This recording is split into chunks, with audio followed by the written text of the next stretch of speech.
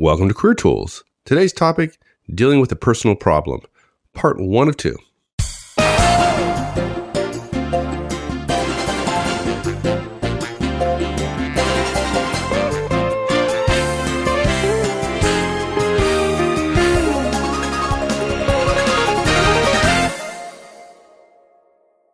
In 2008, we published a podcast called Managing Through a Personal Crisis, I think, and that was a cast developed to help managers deal with directs who were having problems. Unfortunately, as yet, not every manager in the world has heard that cast and will deal with your personal crisis in a way sometimes that we don't recommend. So I think it's time we address the other side of the coin. What advice do we have for directs, for individual contributors or managers who have a personal problem and like some advice on how to handle that with their boss? Yeah, basically, what can you do to help your manager help you, right? Exactly. Yeah. And particularly for those managers who might need a little help. Yeah, and frankly, I think that's most managers. I think managers fall into two categories. I wish there were a third. The two categories are just benign neglect. Oh, God, I can't believe this person has a problem. Oh, it's going to be a hassle. Or kind of growling all the time about it. Yeah, if you need time, take time. But really not systemically addressing it or really solving the problem or understanding the problem. And then other managers who punish it. And there's a way to be proactive that works. But because we can't manage our boss, the best thing to do is to manage ourselves effectively, right? That's what a professional does.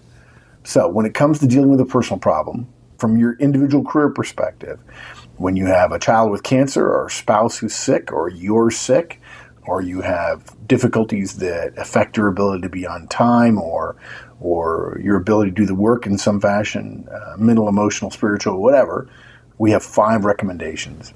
And we try very hard to be seen as sensitive here at Career Tools and Manager Tools, but our first point is do the work first, which we'll explain in a little more detail later, but too many people forget it and they rue the day later. So do the work first is point number 1. Then you've got to address the issue. You've got to talk about it. Then number 3, we recommend you ask for support. Number 4, you ask for guidance. And number 5, the thing that people tend to forget about, and they just think once it's happened, they want to forget about it, particularly if they feel like they're dragging the team down or if they're not performing well, and that's communicate more. None of this is hard to do. It happens during a tough time. For many of you, you're going to want to keep this class close because you're probably going to forget it and think, that didn't really apply to me. But as someone who has been through several challenging times in my life, I wish I'd have known more of this years and years and years ago. Well, we're here to help people effectively navigate this problem they're having with their boss. And yet the first thing you're going to tell folks to do is to do their work first. Why? That sounds really understanding. Yeah, don't misunderstand us here. We're not ogres. Please, folks, we're not suggesting work comes before family or certainly before your health. But as professionals, we have an obligation not to some abstract concept of workplace or to the company, but rather to our duties and to the professionals with whom we work. So when that crisis strikes, we do recommend you spend a little time in the beginning thinking about how you're going to discharge your work responsibilities and spend some time on communicating that appropriately so that you can be sure that work is handled and you can devote the time you need to your sick child or your parent or your own rehab, whatever the case might be. Do the work first so that you can focus appropriately on your family or whatever issue is at hand. You know, one of the things scientists tell us about how we live today is that we spend our time at work thinking about being with our kids and our time with our kids thinking about work. Isn't that crazy? But yeah, you're right. When we're in a movie, we think about housework. When we're doing housework, we think about all the chores we're supposed to be doing. There's sort of a low level of stress that can often develop into other issues. And what we're asking you to do first is spend a little time sorting the work issues out and the impact that your personal problem is going to have on work so you can then concentrate on the more important issue. We're not suggesting work is more important. We're suggesting just because you have a personal problem doesn't mean you don't have work obligations. And if you'll spend a few minutes that so many people won't on solving your work issues, or at least stepping forward and communicating about them a little bit, it will allow you to spend a lot more time focusing more effectively on the issue at hand. And we're not suggesting you have to do this all at once, though, right? I mean, if you're in an ambulance on the way to the hospital with your kid, you don't need to spend, 2 hours coming up with a work plan, right? I mean, yeah. Look. In that case, all you need to do is leave a message for your boss. Tell him where you're going.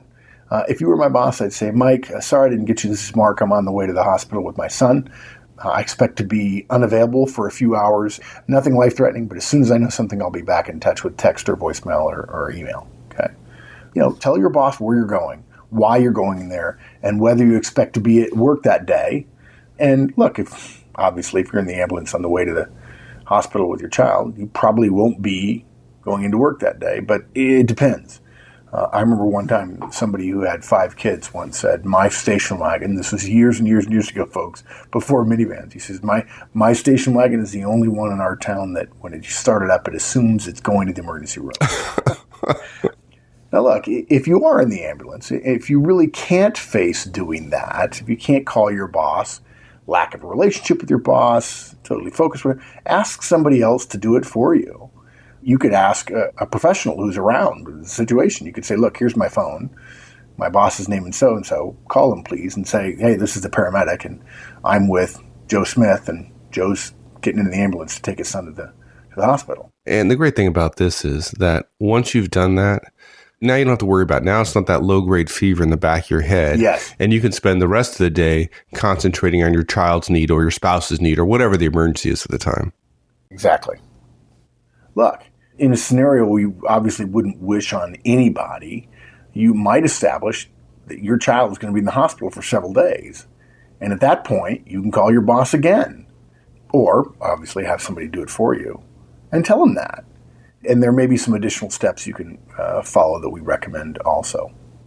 If it's a longer-term illness for you or for a loved one, then you'll need to go through all the steps we outline, and we're going to talk about that here in a bit, in order for you to have as much of your attention as possible on the people who need you at the time. Now, look, we've indicated, well, okay, is it short-term or is it long-term? Well, basically, crises take 2 forms. Acute crises, short-term ones, and chronic ones, or longer-term ones. An acute crisis might be what we've mentioned, right? Taking your child to the hospital with a cut and needs stitches, right? It's traumatic, it's urgent, and hopefully it's likely to be over within 24 hours. You might need to leave work right now, but you'll probably be back tomorrow. And, for those of us who have kids, amazingly, our children are usually playing happily an hour after getting home from the hospital. Yeah, we're still upset about it. Yeah. They're just fine. Yeah. Right. A chronic crisis might be a terminally ill spouse or parent that needs a great deal of care.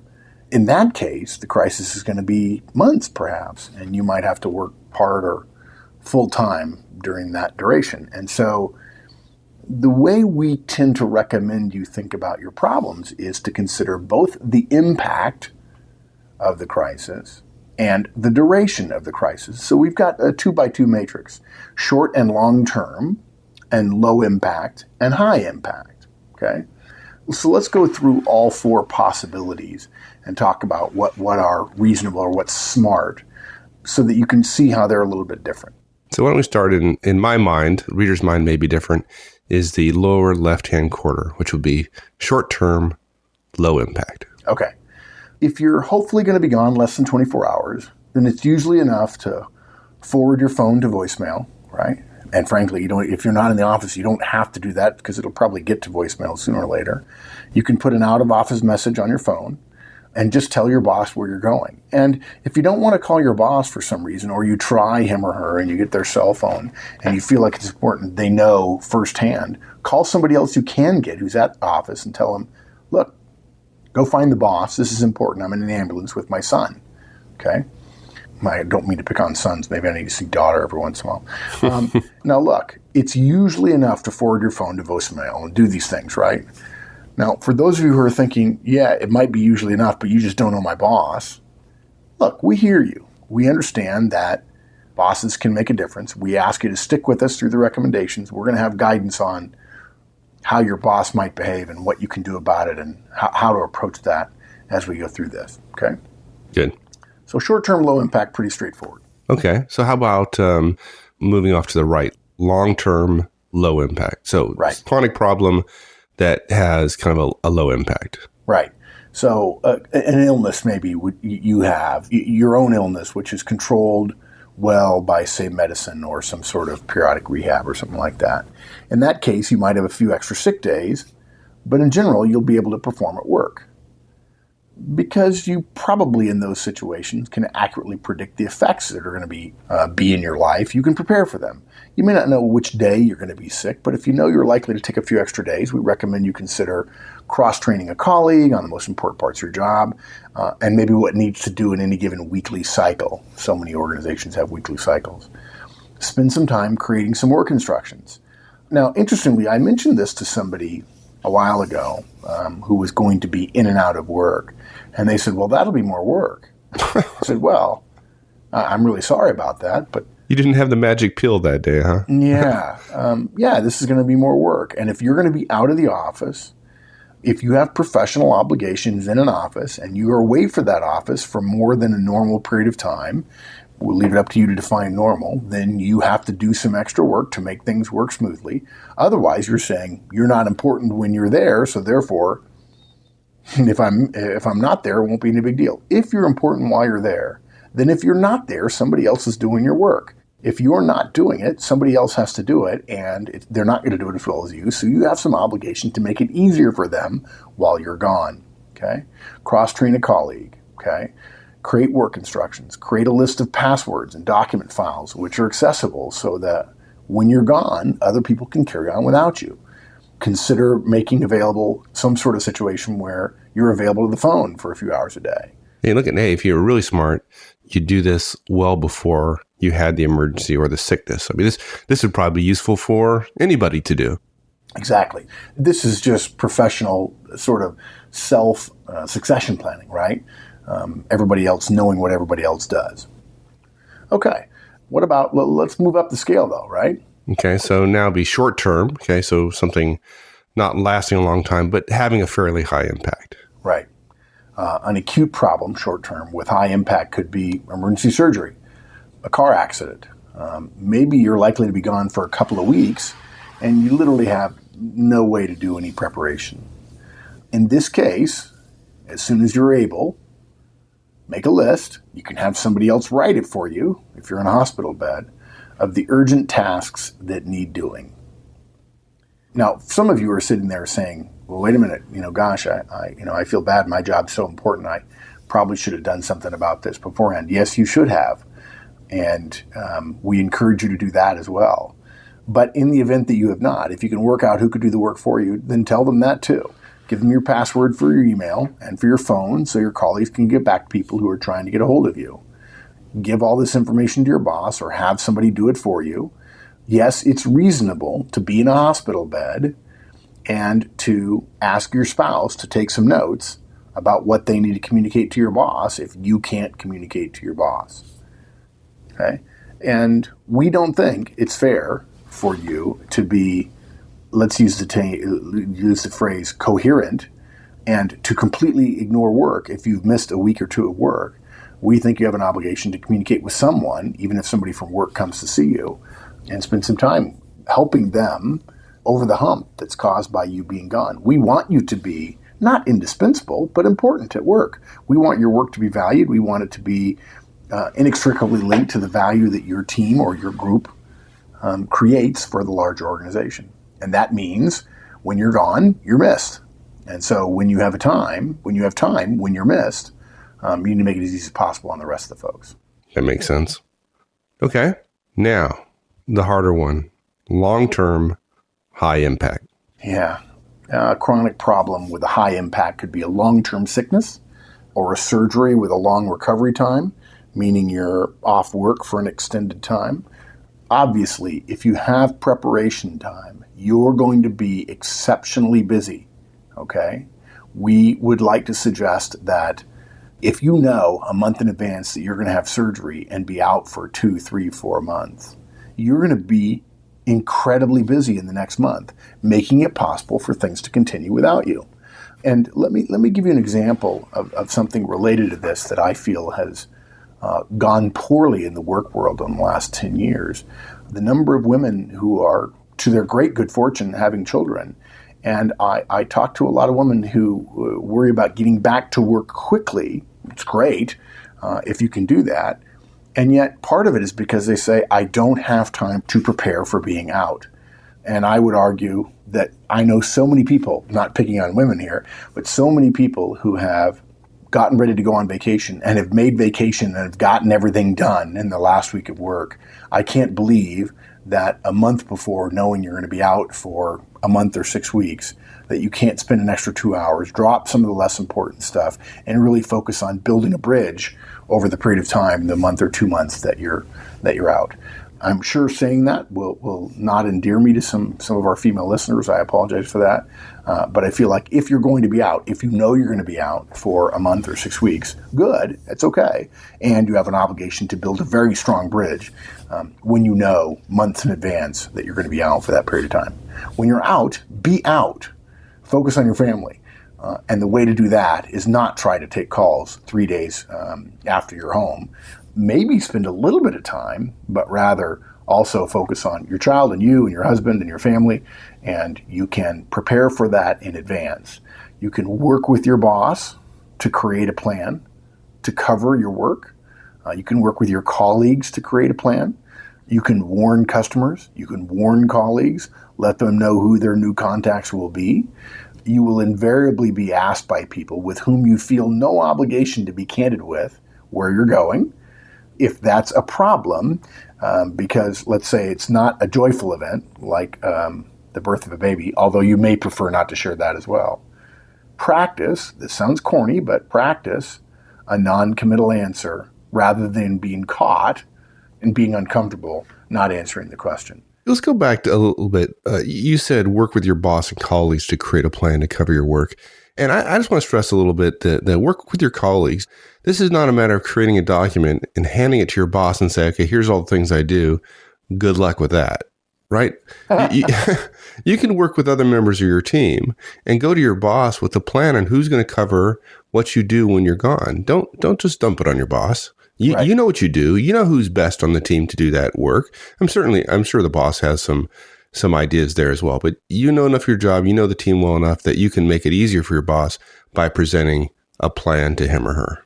Yep, exactly. And look, you may have no preparation time, in which case you follow the steps we recommended for short-term high impact. That is, make a list of the urgent tasks that need doing. If you can work out who could do the work for you, tell them that they're on the list. Ask them to help if you think they're willing to do so. Give them your password for your email. And I had somebody say to me once, I can't imagine you expect me to give my email password out to someone else. I said, I don't know if you realize this or not, but everybody in IT already has it. And in large organizations, auditors look at email randomly all the time. So give them your password for your email and for your phone so your colleagues can get back to people who are trying to get a hold of you. Give all this information to your boss. Frankly, what I like to think of is, as you mentioned, don't just dump it on your boss, but rather come up with a plan and then brief your boss on the plan rather than saying, hey, I'm out, here are my passwords, I hope you can figure everything out. Yeah. And this is a case, frankly, with longer term absences, is that once you've done this job of preparing and helping your boss with kind of a transition plan, then when you're gone, you're out, forget about work.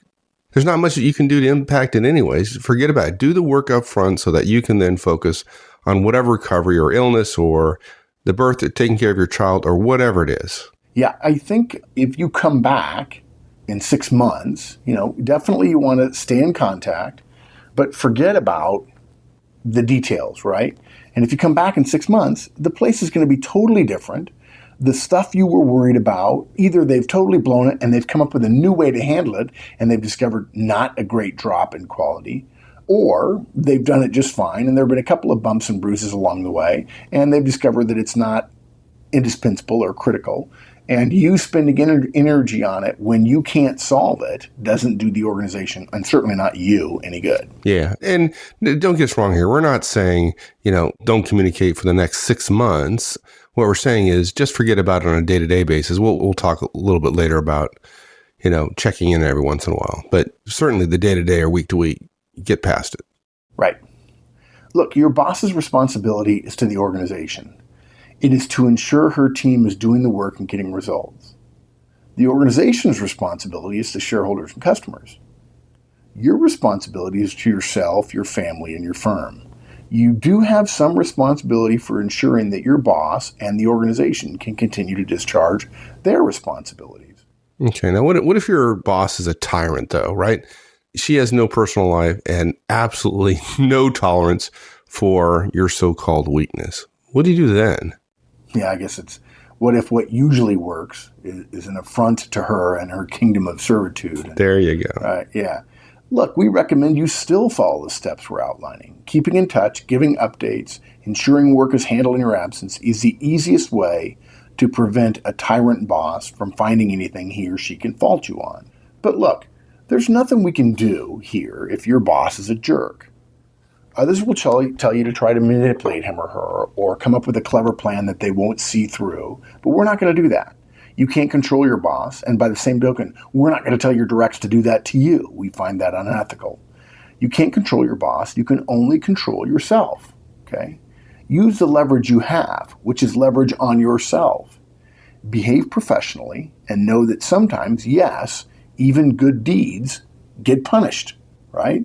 I remember being chastised vehemently for being asked by my bosses, hey, look, we really need feedback from you. We're going to hire somebody else in a significant role. We really want to hear what your experience has been like at our firm and tell us. And I said, well, I'm a little uncomfortable. No, really, we mean it. We'd like it. We're encouraged. No, really, it's not something I'm used to, my military experience. No. We really want to hear. We've got a totally open mind. We want to make sure we do even better for the next person. So glad things are working out well with you. And I said, well, okay, here's a couple of things. I said, this is good and this is good, but these two things, this is really, it's just not great. I got called up next day. I got called upstairs and was told in no uncertain term if I ever said something like that again that they'd fire me so fast it'd make my head spin. And they were rude and vulgar about it. Yeah. What do you fall off a turnip truck or something? Yeah. I mean, I look, smile at people on your way up. You'll see them on the way back down. And don't make the same mistakes I did. Look, the standard you want to apply to this situation is how do I want to look back on my behavior? Character is not what you take of yourself into a tough situation, but it's what you take of yourself that you keep with you when you're done with that situation. In all the crises I've had, I've been lucky. I've had people that have given me guidance and so on. I look back and I have almost no regrets about how I've behaved when the chips were really, really, really down. And even though things didn't go my way a few times in the short term, in the long run, I'm the one that's left with my head held high, and others are left dealing with selfishness and vice and pettiness and so on, which just doesn't comport well. So look, if your lousy boss is going to treat you poorly because you do this kind of stuff that we're recommending in a crisis, he would have done worse to you had you not managed yourself the way we're recommending. That's not a reflection of you, it's a reflection of your boss, okay? Get a different boss then, rather than doing what they say blindly, which is essentially would be coming at your character's expense. Even if you have the softest, sweetest, most loving boss in the world, you want to follow these steps anyway, right? Continuing to be professional in your behavior will make you feel better and, frankly, less likely to worry about your work when you need to be concentrating on other things like getting well. Exactly. Thanks, everyone. That's it for this week. We'll finish this up next week. In the meantime, have a great one. So long.